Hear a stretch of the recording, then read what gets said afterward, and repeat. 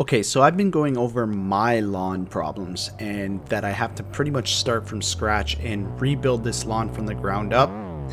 No pun intended. But what if you already have a rather strong and healthy lawn and you just want to maintain that year after year? I'm going to cover that in this video. What's going on, everybody? I just want to let you know before we get into the video that I'm basing all the info in this video off of cool season lawn maintenance and stuff similar to my Canadian climate and environmental restrictions. Without further ado, here we go. So in April, this is largely a cleanup month. You're going to walk around your lawn, you're going to look for any sort of winter damage, and you're going to rake up or dethatch any sort of debris in your lawn, whether it's sticks, rocks, or salt thrown by the snowplow.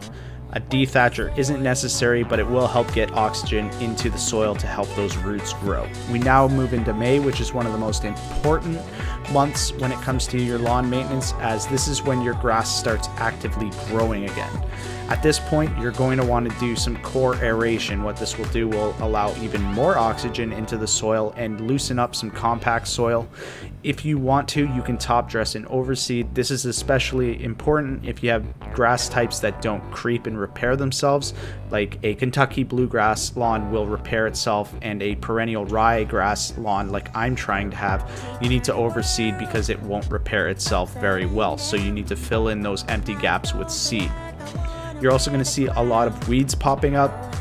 You're either going to want to spray these with an approved herbicide.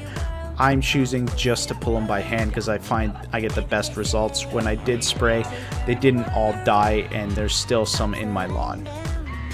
If you don't need to overseed, you can apply corn gluten here. This is the only pre-emergent that we have available to us in Canada, and what this will do will prevent the crabgrass seeds from germinating and prevent a catastrophe like I have in my lawn, where I had tons of crabgrass seeds germinate and I'm just fighting it. This is also the month where you're going to put your first application of fertilizer and get that plant started well as it starts actively growing. After this first application of fertilizer, you're going to want to do it about every 4 weeks, or as your fertilizer that you selected suggests. In the summer, June, July, and August, you're basically going to be monitoring the weeds as they pop up, and you're going to be monitoring for grub control. If you have a grub problem, you'll see like spots in your lawn that are yellower than the rest of your lawn, and if you pulled on it, it would pull out easy as those grubs are just eating the roots. You're also going to want to make sure that you keep your lawn well watered. Now, you don't want to water every day for a short amount of time. You want to water infrequently, and you want to water it deeply. So that's basically